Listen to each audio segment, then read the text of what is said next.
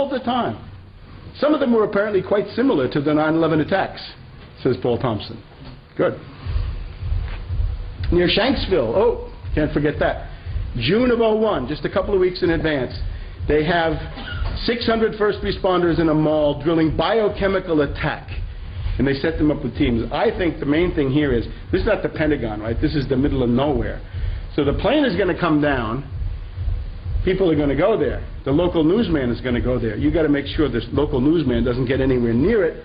You have got to cordon off that site. And I take it that, biochemical, what are you going to do? Cordon off the site. So I think this is a preparation for Shanksville.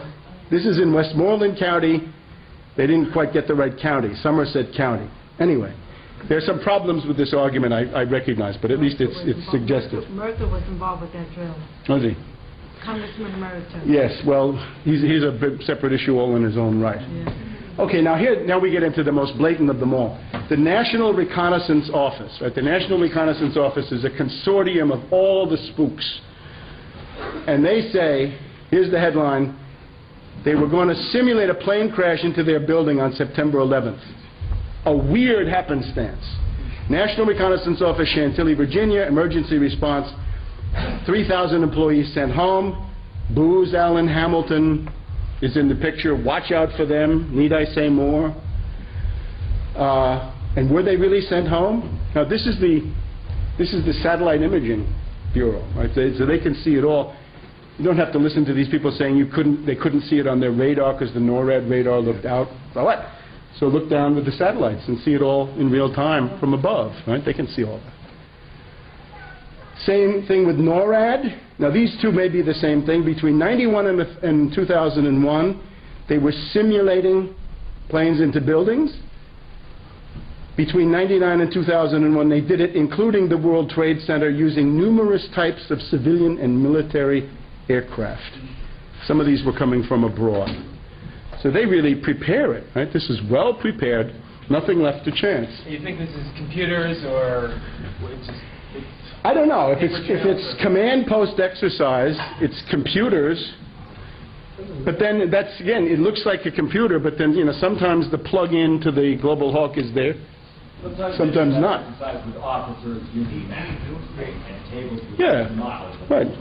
Sandbox, whatever you call it. All right, the Pentagon has their own plane crash drill repeatedly in October 2000. This is the burning model airplane in a Pentagon model. Then they have continuity of government, meaning dictatorship. Continuity of government is going to be drilled in April of 2001, but this is called off for various reasons.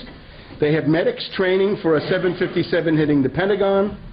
They have secret Pentagon police drills, and then in August of '01 they have a mass casualty exercise based on a plane hitting the building. Now they're well prepared, I think, because the intent here is to minimize the damage beyond the absolute necessary to make the public point that we didn't do it, right? You attack the Pentagon, how can you accuse the Pentagon? Would they attack themselves? Clearly not. I know for a fact that once the Italian Interior Ministry in Rome organized a bomb attack on itself in order to gain public sympathy, so this would not be the first time. This is now Richard Clark, right, the darling of the Democratic Party, is planning to have a plane crash into the White House in 1998 with a tabletop exercise. His idea was a Learjet packed with explosives. We're getting to the end. There he is, right? Your government failed you, and I failed you, and somehow he's the hero of the Democratic Party. This is the kind of bureaucrat who would run the country under martial law, as indeed he ran it on 9/11. He ran the country on 9/11, make no mistake. Then we have a chemical weapons jet. These are just little...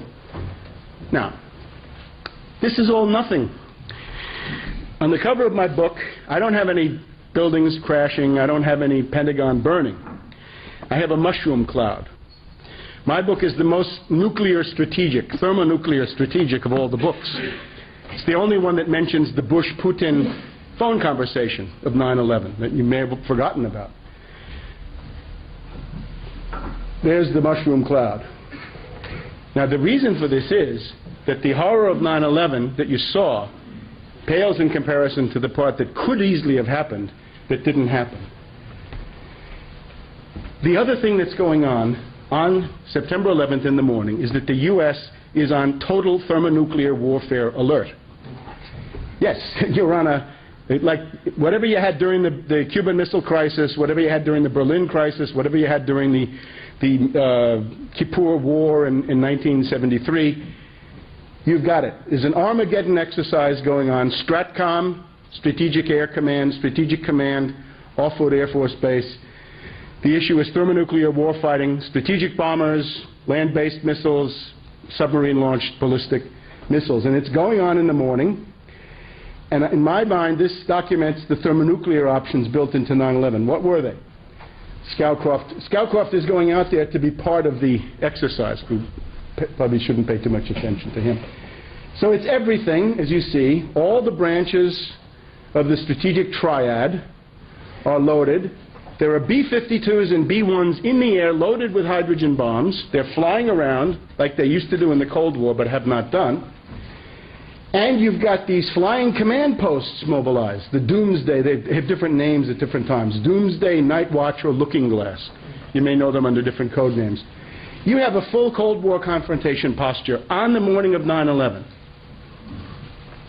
These Air Force bases involved, right? Notice two of them visited by Bush. He goes to Barksdale first. That's the number 2 in order in terms of authority. And then he goes to Offutt, where the real authority is.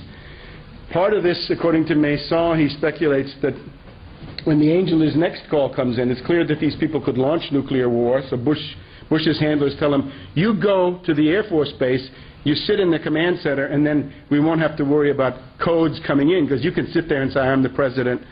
You can't launch the war without me. I don't care what codes you get. I'm sitting here. So he wants to take physical possession of the nuclear forces. Now, here's Global Guardian. It's an Armageddon exercise. It involves a red team acting as enemy agents, including attempts to penetrate the command using the internet and, above all, a bad insider who had access to a key command and control system. Think what it means. The drill has a rogue element who's trying to launch the missiles. Again, change the dial 1 point, right? And it becomes a rogue operative who can launch the missiles. In other words, my view is that's the back door through which, if anything else failed, if the codes failed, the rogue network could have launched the nuclear missiles on the day of. Okay? And then there's also other stuff going on. This is, you can look, Cooperative Research, Thompson has it, it's from a defense-related magazine, right? This is insiders, right? Obviously there are no official statements. Now remember, why is all this necessary? On September 11th, there was a U.S. ultimatum to Russia. And they said, guess what? We're taking Afghanistan. Well, there had been a certain war about that, right? The Soviets had been bleeding for 10 years to keep Afghanistan free of foreign control. And then we're taking bases in Central Asia. We're taking Uzbekistan bases and Kyrgyzstan bases and more. Now, the question of the nuclear confrontation comes in. Suppose the person sitting in the Kremlin is a bullet head who says, "Niet! You go into Afghanistan, I'll blow your head off. And I'm mobilizing my nuclear forces, and don't you dare and stay out of Central Asia because we're Holy Mother Russia, and we don't like you. And we're sick of pretending. We're sick of being kicked around. And we're sick of shock therapy," and a whole series of other things. I mean, these are perfectly respectable arguments. Now, therefore, suppose Putin says no and threatens his own nuclear escalation. Well, you have to be ready for that. You have to have your own illegal escalation and retaliation options built into 9/11. Now, I'm very happy to say that Putin is a very intelligent man, and Putin sat there thinking, well, there's no reason for this. I'll give them enough rope to hang themselves. Essentially saying, well, as long as the neocons are in power in Washington, the United States will become weaker and weaker. They'll attack Afghanistan. They'll attack Iraq. They'll probably attack Iran. They'll be attacking other people. They're becoming more and more dispersed, more and more casualties, more and more death.